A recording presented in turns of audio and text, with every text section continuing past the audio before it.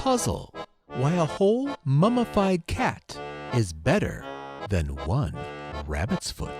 Debate whether a bottle of urine should be kept or thrown out. Unearth a lost cultural tradition buried somewhere in your home. All this and more weird history, strange science, and the paranormal. It's a relic of ritual. It's foundational folklore. It's this week's concealed concoction of odd tonic.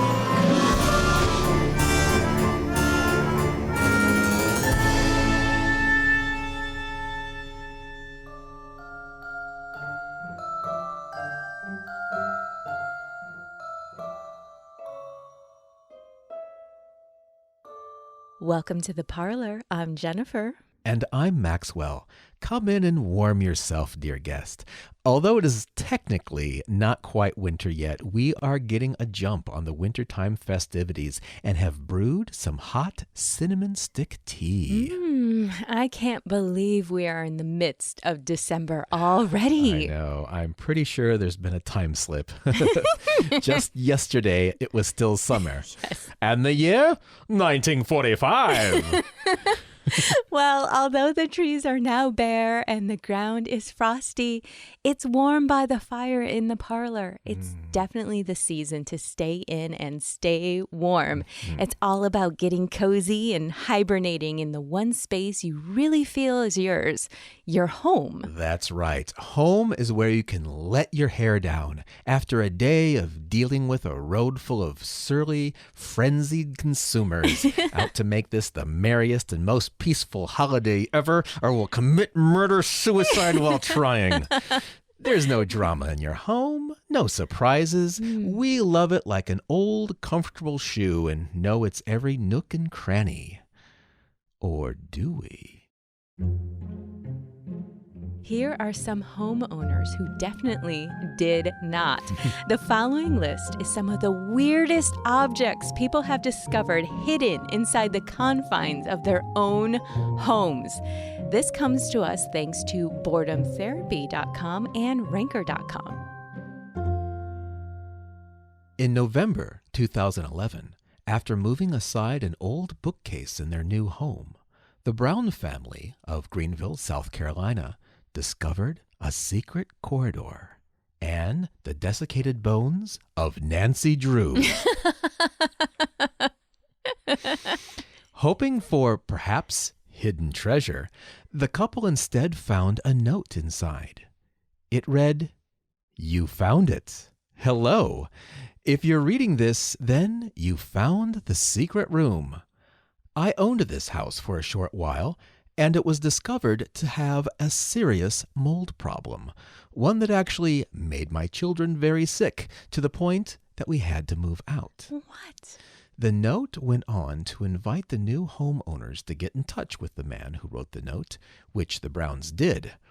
However, history did repeat itself as the house and its mold problem made them sick as well, forcing them to leave. Fortunately, the family was able to get their money back. Wow. While remodeling his bathroom in April 2011, a St. Francis, Wisconsin resident discovered a 20-inch long Korean missile with a 5-inch explosive head inside his wall. Wow. He and his wife carried the missile outside and phoned the police. The bomb squad was then brought in to detonate the bomb.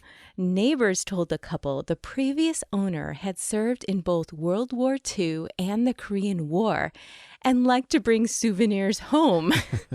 How the missile ended up inside the bathroom wall and why it was live will likely never be known. When brown ooze begins pouring out of the walls, it becomes a question of who to call next. An exterminator or an exorcist? Why not both? For one Colorado homeowner, it was the former, as a whopping 60,000 bees had taken up residence in her walls. One of the most valuable comic books of all time, this issue is known for featuring the first appearance of Superman. Rather than sitting on someone's bookshelf, however, the comic book was found behind a wall and sold for an astonishing $175,000 at auction. That's one way to keep Mom from throwing out your comic collection. It's better than bees. An Ontario man found 400 barrels of toxic waste hidden behind the walls of his property in February 2017.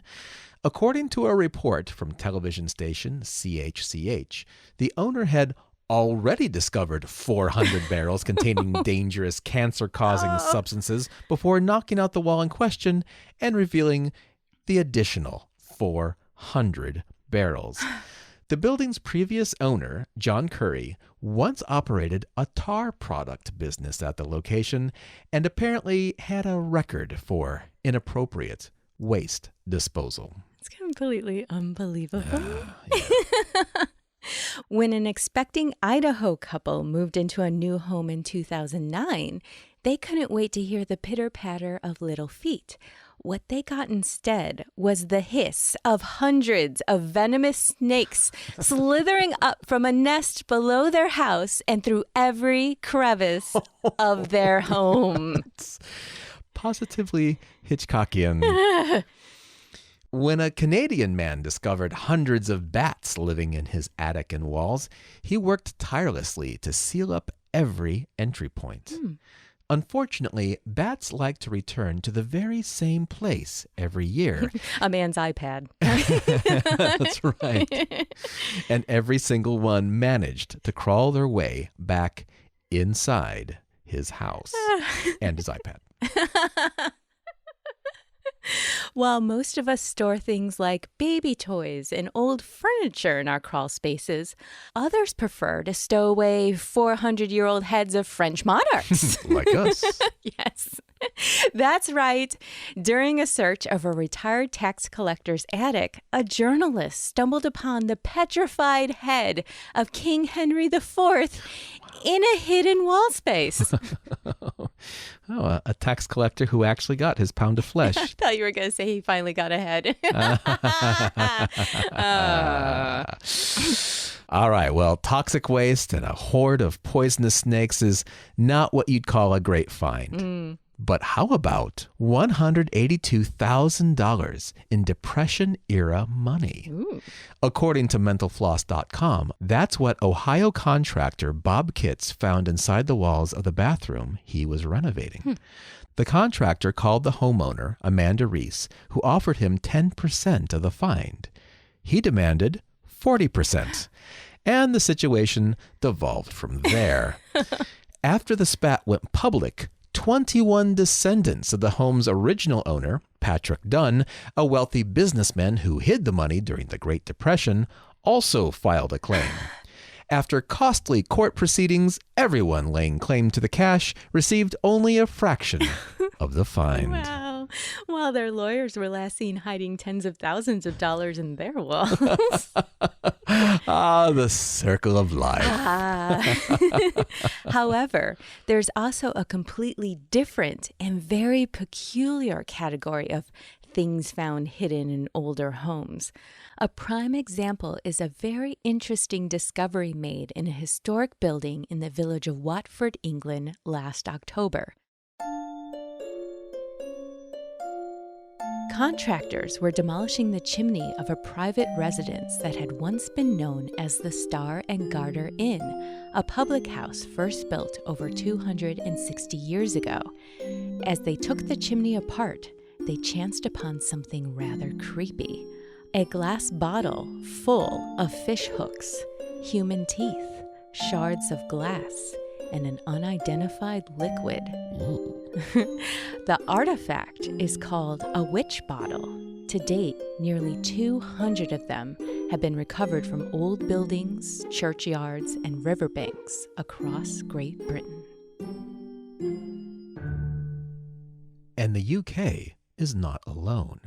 Last Halloween, The New Yorker featured an article called Witch Houses of the Hudson Valley, which describes how Walter R. Wheeler, a New York architectural historian, had many elderly colleagues, all telling him the same thing. These contractors, carpenters, and historians reported that, while renovating or dismantling older houses in the region, they had found strange, unsettling things hidden in the walls. Dead animals, dismembered dolls, children's shoes, broken knife pieces, and also bottles filled with human hair, bent nails, or pins. Some of these objects were secreted behind old planks and floorboards. Others were concealed in nooks and voids that would have been inaccessible if not for the intrusive work of restoration, suggesting that they had been placed there deliberately as permanent parts of the building. What was the purpose of these bizarre, hidden objects? The practice is known as ritual concealment, and these types of finds have been documented around the world. Ritual concealment is an age-old tradition grounded in the belief that placing objects inside strategic sections of a dwelling will offer protection, good luck, prosperity, and even ward off the evil hexes and visitations of witches. Let's return to the example of the witch bottle, which is wonderfully explained in JSTOR.org's article called, "Is There a Witch Bottle in Your House?" It starts by describing how, in 2008, a ceramic bottle was found hidden beneath a house in London. It was filled with about 50 bent copper alloy pins, some rusty nails, and a bit of wood or bone. Now known as the Holywell Witch Bottle, the vessel dates between 1670 and 1710 and is believed to be a form of ritual protection to ward off illness and to thwart witchcraft. Archaeologist Eamon P. Kelly says, the most common contents of a witch bottle are bent pins and urine, although a range of other objects were also used. Sometimes the bottles were glass, but others were ceramic or had designs with human faces. A witch bottle might contain nail clippings, hair, tallow, iron nails, thorns, fabric, leather hearts pierced with needles, and other sharp materials, all selected to conjure a physical charm for protection. It was thought, says Kelly, that the bending of the pins killed them in a ritual sense, which meant that they then existed in the other world where the witch traveled. The urine attracted the witch into the bottle where she became trapped on the sharp pins. Does this sound a bit familiar, dear guest? Devoted Odd Tonic listeners might remember our sleep paralysis episode, in which we visited a remote Canadian fishing village with researcher David J. Hufford. He described how an elderly woman of the village had approached a local folk doctor, complaining that she was being hagged by a neighboring elderly woman, meaning that, through witchcraft, the second woman was invoking terrifying bouts of nighttime horrors against the first. The folk doctor recommended that she urinate in a bottle and place the bottle beneath her bed. She did so, and a few days later, the second woman came to the doctor complaining that she was unable to urinate. The doctor explained that he could do nothing for her. However, if she stopped her hagging of the first woman, he would ask that she break her counterspell. She did, and all was resolved. It seems that a vessel filled with bodily fluids tricks witches who have traveled on an ethereal plane to come hex or hag you. These vessels are indistinguishable from the human vessels which those fluids came from, which explains why some ceramic vessels went as far to have human faces molded on them. So, being drawn to the vessel as a decoy, it was believed that the witch would get stuck in the bottle and within its counterspell. But, back to JSTOR. Witch bottles were embedded in buildings across the British Isles and later in the United States at these same entry points. Anthropologist Christopher C. Fennell explains, the victim would bury the bottle under or near the hearth of his home, and the heat of the hearth would animate the pins or iron nails and force the witch to break the link or suffer the deadly consequences. Placement near the hearth and chimney expressed associated beliefs that witches often gained access to homes through deviant paths such as the chimney stack. Another common placement of the vessels was under the floors and stones of thresholds. A witch bottle could also be used to identify the person responsible for the bewitchment by compelling him or her to appear at the house of the victim, usually in an agitated state. I would say so. Sometimes displaying sympathetic pain or difficulty urinating or wounds caused by the counter charm, such as burns or scratches on the face. So while there is indication that some witch bottles were used to preemptively defend houses from supernatural attack, other witch bottles may reflect 17th century threats of a more corporeal nature. It's probable many were used as a remedy at a time when available medicine fell short. Scholar M.J. Becker states, quote, urinary problems were common in both England and America during the 17th and 18th centuries, and it is reasonable to suppose that their symptoms were often attributed to the work of local witches. The victims of bladder stones and other urinary ailments would have used a witch bottle to transfer the pains of the illness from themselves back to the witch. M. Chris Manning's paper, The Material Culture of Ritual Concealments in the United States, from the journal Historical Archaeology, includes the details of witch bottles that have been recovered in the United States. It shares what the vessels contained, how they were used, and their intended magic or counter-magic. Here are some colorful examples. A stopped glass bottle from 1681 was found in Boston, Massachusetts. It contained urine and was locked in a cupboard. Intention: to root out a hexing witch who is forced to appear at the home and wouldn't leave until the bottle is unstopped. In Georgia, an 1877 black bottle containing iron nails was found under a front step, with the intention of keeping witches from crossing the threshold. In Illinois, 2 were found from the 1930s. One, a corked bottle filled with urine, paper, and pins, was hidden in the cellar with the intention of creating pinholes in the face of a hexing witch. The other was a corked bottle filled with urine, hanging inside a chimney. Its intent? To cover the witch in soot, cause kidney pain, and the inability to urinate, bursting the bladder and killing the witch. From this, we learn 2 important facts. 1. The practice of crafting witch bottles continued far into the 20th century. 2. Hexing others may lead to an unforeseen, very slow, and very, very painful death. It's like a mystical tar and feathering, but instead with soot and kidney pain and urinary problems. With dancing pins. Don't forget the magical dancing pins. Of course not. But as we mentioned, witch bottles are just the beginning. By far, the most common artifacts concealed in and around domestic structures are shoes and boots.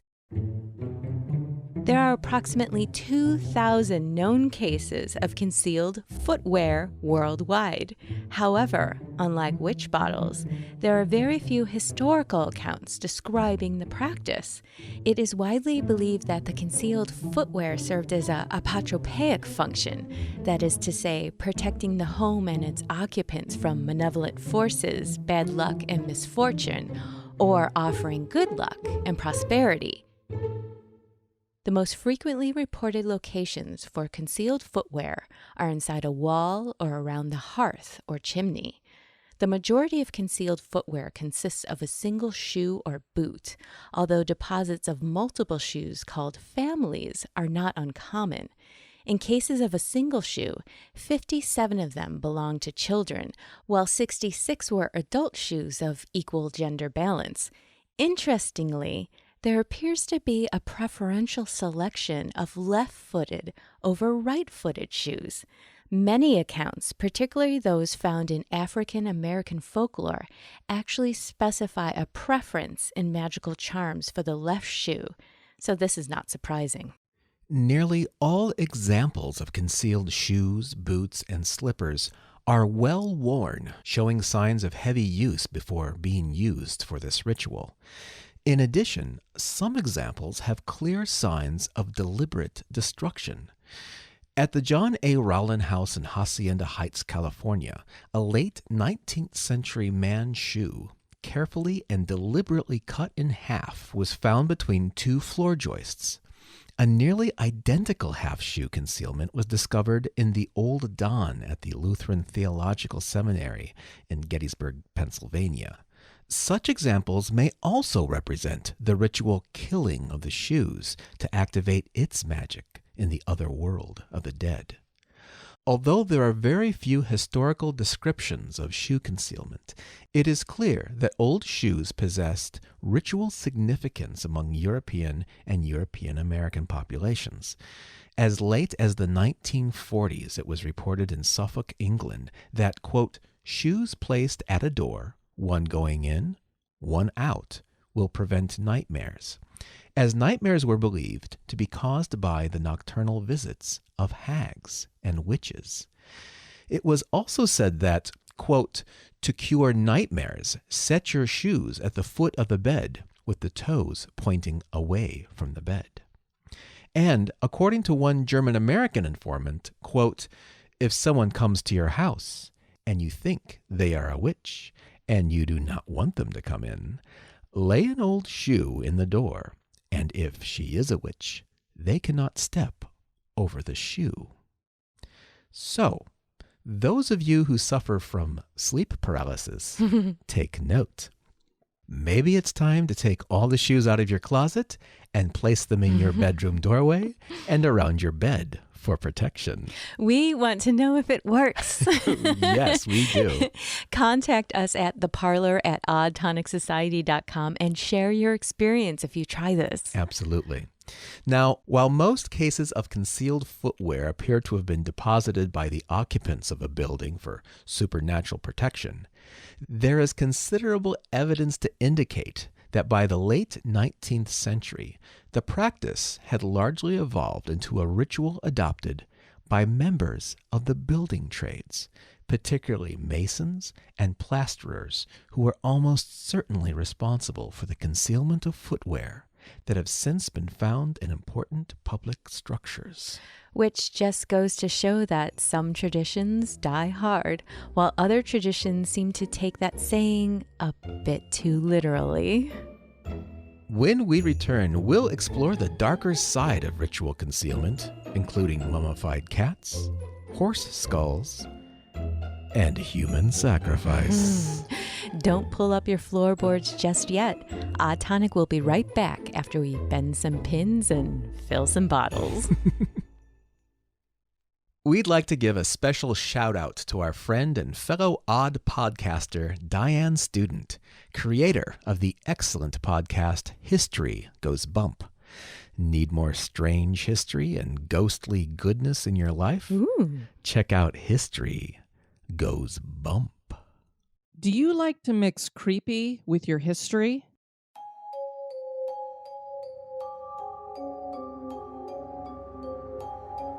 Hi, I'm Diane, host of the History Goes Bump podcast, a podcast that is basically a ghost tour for the theater of the mind, featuring the history and hauntings of places that are infamous, and many places you probably have never heard of before. Are these places truly haunted? I leave that up to you to decide. Join me if you dare. Check out historygoesbump.com.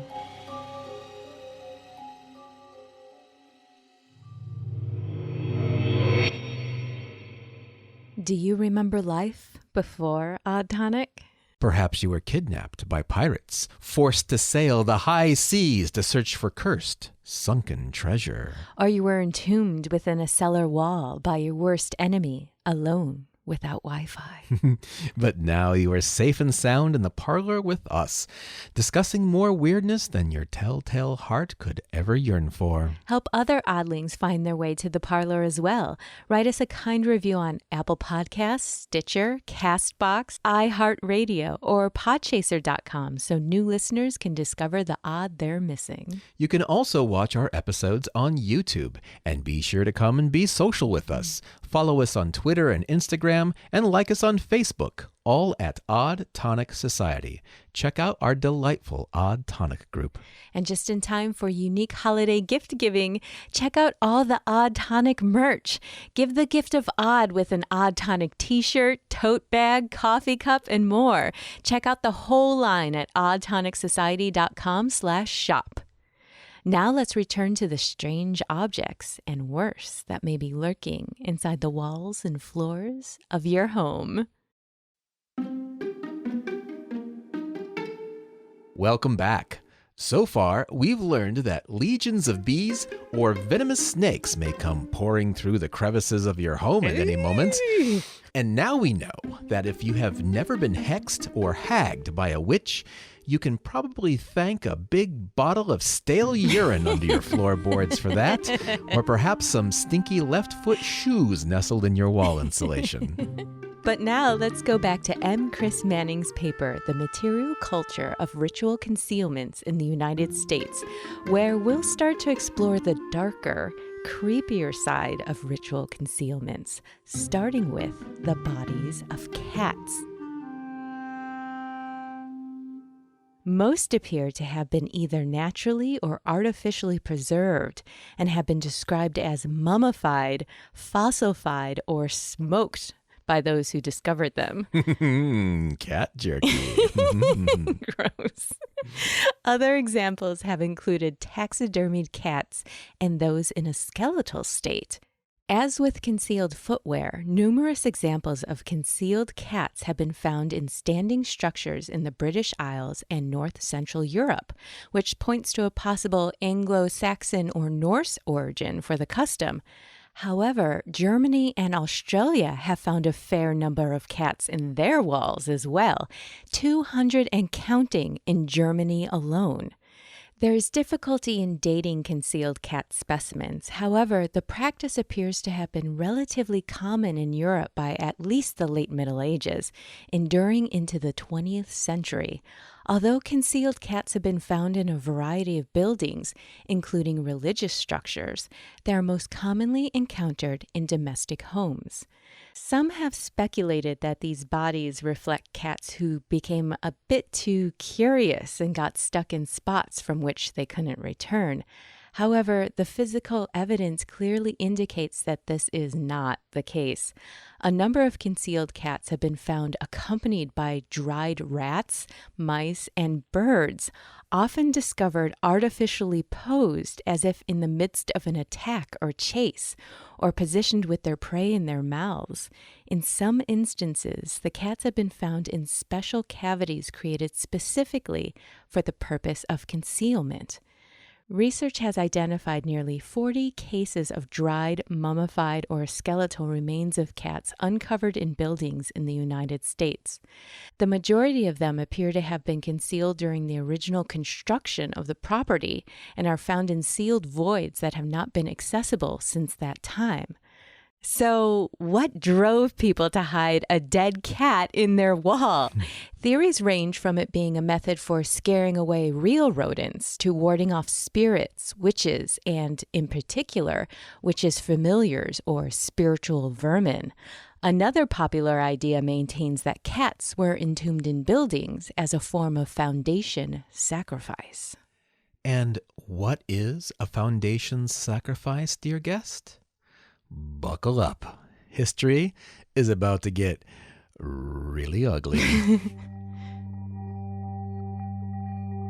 Around the world, and for a much longer time than not, Humans lived a daily existence in which there were wrathful deities to be consoled, evil spirits and hexes to be dispelled, and powerful magic to be attained.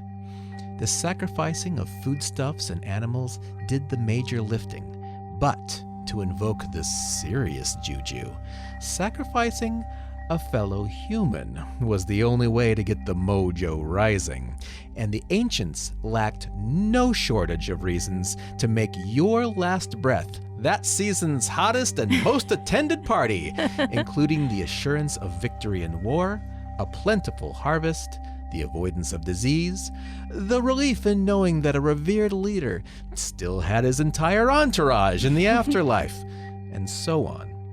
But another common and perhaps lesser-known reason to skip town just in case was during the building of an important structure, in particular a bridge, a temple, or a fortification. The concept of a ritual sacrifice during the raising of a human-made structure of any kind is truly an ancient one. Some oral histories disclose that the assembly of even a crude tent was a violation of the sacred balance of nature, or that it infringed upon the property of the spirits that have dwelled there since time began. Placation of the nature spirits with some sort of sacrifice, usually an animal, seemed to be the best insurance against their revenge on the dwelling and its occupants. A similar but slightly more extreme tradition was the concept that blood spilt on the dwelling's foundation would also stabilize the ground and strengthen the construction placed upon it. As civilization's buildings became bigger and more complex, the corresponding lore of foundation sacrifice, and the toll of its price, did too. If an ordinary tent or home could be bought off with an animal, then a chieftain's quarters or a rich man's large home required the sacrifice of a slave, or two, or more. But mere bloodletting wasn't enough. These wretched souls were also buried under the structure, if not under the foundation stone, then in vital structure points like major support posts or walls. Whether this occurred before the slaves were actually dead seems to vary from culture to culture and case to case. By this point, foundation sacrifices did more than just bribe deities and supernatural entities. It was also believed that the spirits of those sacrificed became guardians, bound to protect the building that had become their tomb. Interestingly, it wasn't just human spirits, but also the spirits of the sacrificed animals that took on non-corporeal guard duty. Tales of Kirkgrims, like the grave horse, grave pig, and other animals sacrificed to protect churches and their graveyards, abound in European cultures. Which is all fine and good, but what about a sacred structure such as a temple or a bridge? Surely an architectural monument of this gravity and value required a sacrifice of something special, of something weighty, something unthinkable. There's a very old tale that transcends all countries and borders, where the names of kings and the type of structure being built varies, but the story's core is consistent. A major structure is getting built by master craftsmen, and despite their best efforts, they return to the worksite day after day to find all their work undone. This continues until a wizard, wise man, angel, talking bird, dream, or a disembodied voice comes to the head mason with this message: the walls will never stand until a living human is built into the structure. As the tale was told in Hungary, Romania, Serbia, and Greece, the stipulation was that the victim must be one of the wives of the craftsman. The head mason takes on the solemn duty and tells his crew that the selection will be done by chance. The first wife to arrive at the worksite the next day with a meal for her husband will be the sacrifice. Although the workmen are sworn to secrecy over the plan, they all warn their wives against visiting the worksite. This left the wife of the only man who didn't talk, the lead mason, to come ambling up to the worksite with her husband's food.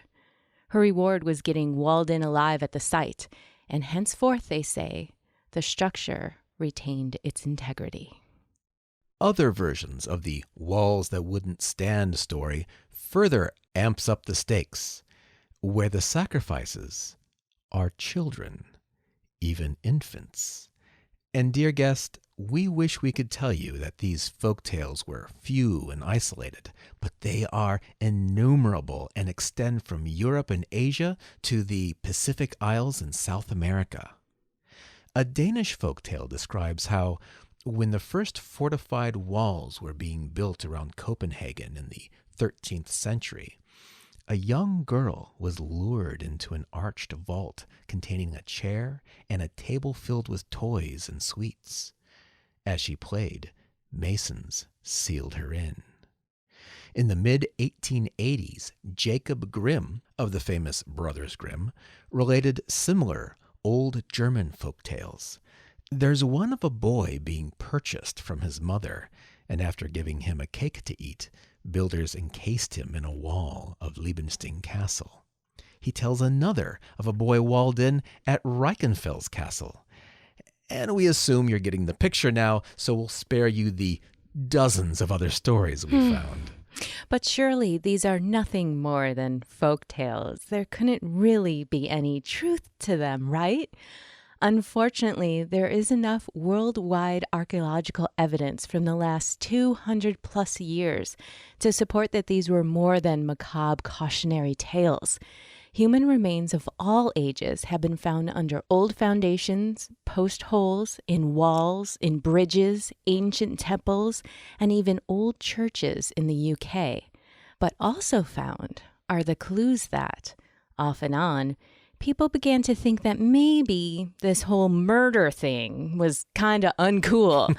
Effigies of sacrificial victims have been discovered too, like empty coffins, statues, cords of rope measuring to human height, strategically placed coins as a sort of ransom for a body, horse heads, popularly found under ballroom floors as it was believed to have improved acoustics, and of course, cats. When Manning collected data for his survey of ritual concealments in England, those who had found cat concealments confided their belief that the cats were, quote, sacrificed to the building itself to give it a life so that it would not take one later through some kind of tragic accident. This belief is a common one that extends beyond Great Britain and reflects further refinement of the Foundation sacrifice mythos. And the repeated discovery of cat bodies in the foundation or subfloor spaces of buildings suggests that cat concealments are part of a unsanctioned consecration ritual undertaken by members of the building trades, particularly those involved in masonry and plastering, and not the homeowners themselves. Which begs the question, how far has the practice of foundation sacrifice crept into our contemporary era? And has it been completely reduced to cats and coins? Here's but a few stories to shed some light. On July 3rd, 1813, Jane Austen wrote to her brother Frank concerning the death of their mother's first cousin. She writes, "The respectable, worthy, clever, agreeable Mr. Thomas Lee has just closed a good life at the age of 79, and must have died the possessor of one of the finest estates in England, and of more worthless nephews and nieces than any other private man in the United Kingdoms." Burn, Jane Austen. And how right she would turn out to be when a whistleblower accused the inheritor of the estate, a nephew and his family, of the willful murder of 2 workmen during the building of the estate's stone bridge.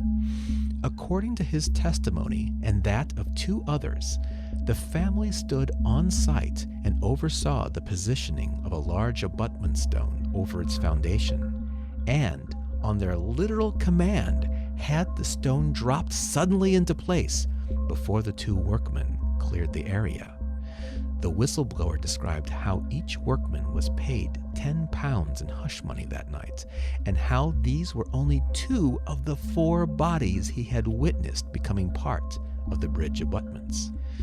The whistleblower himself was eventually and successfully sued for libel, despite rather incriminating evidence to the contrary. It was said that the truth of the matter was easy enough to come by, should anyone ask the families of the Masons, who were not brave enough to come forward. In 1843, when a new bridge was being built in the university town of Halle, Germany, its citizens assured the architect and the masons that the piers would never stand unless a living child was immersed in the foundation. In March of 1912, the San Francisco Call printed this supposedly true quote from an ironworker at a job site. "The hoodoo's off this building. We killed our first man yesterday. I'm sorry for the Italian they crushed, but all the same, I feel better. There's got to be some good red blood in the making of every building. But it keeps you nervous until you hear that some other fellow's blood is spilt. And you think that maybe yours ain't needed this time. Every man gets a call someday. Something somewhere is keeping the time card. And when the right minute comes, one of them big old iron toothpicks swings around when you're not looking, and over you go. More foundation stuff, that's all. And take it from me, we ain't so past laying young humans alive in the foundations of the big things we build. Not by a good deal. They did it thousands of years ago. We're doing it now, all right. We don't call it by the same name. And there's hell to pay if a man gets caught talking about it. Look it up. But leave me out of it, you understand? I don't want them to lay me off for being gabby." Wow. 1912. Yeah. And our last story comes from none other than our own dear Jennifer. Okay, so a few years back. In the early 1700s? Almost 1996. I was close. I was living in Bolivia for the year, and prompted by nothing other than just driving past a construction site, the taxi driver offered, just in casual conversation, that it was very common for people to be buried in the foundations of buildings. And here's a Pizzeria Uno. He said that often a homeless person would be corralled into a night of heavy drinking, and then when they were good and drunk, just push right into the wet cement. Wow. He said it was believed that it brought the new building good luck, that the death would take care of any bad luck that would have happened on the site of the building, kind of like paying a future debt in advance. Wow, yeah. Yeah. Like we had heard a little bit earlier. Mm-hmm. So I suppose the moral of this episode is don't loiter around construction sites, Yes. Particularly in Bolivia. Deal. And never underestimate what might be hidden inside your home. You might find cold, hard cash or a cold, hard corpse. You never know. Or maybe you already have. Ooh. Have you, your friends, or family found strange objects behind your walls and floors? Tell us. Send your experience to theparlor@oddtonicsociety.com. Either spelling of parlor is fine. Yes, please do send that in. And that wraps up this edition of Odd Tonic. We hope you've enjoyed it. Odd Tonic is an independent, listener-supported podcast. So if you love the show, consider donating to our Patreon at patreon.com/oddtonic. And remember to write Odd Tonic a kind review on Apple Podcasts, Stitcher, CastBox, iHeartRadio, or podchaser.com so the internet can prove that you heard of us first. Visit us on YouTube and all the socials, and we'll return later this month with more weird history, strange science, and paranormal peculiarities. This is, dear guest, goodbye for now. But remember, if you ever take a sledgehammer to the wall during a remodel and the shattered plaster and dust settle to reveal 2 entombed figures, their gnarled, mummified remains poised to pounce, don't worry. It's just us. Good night.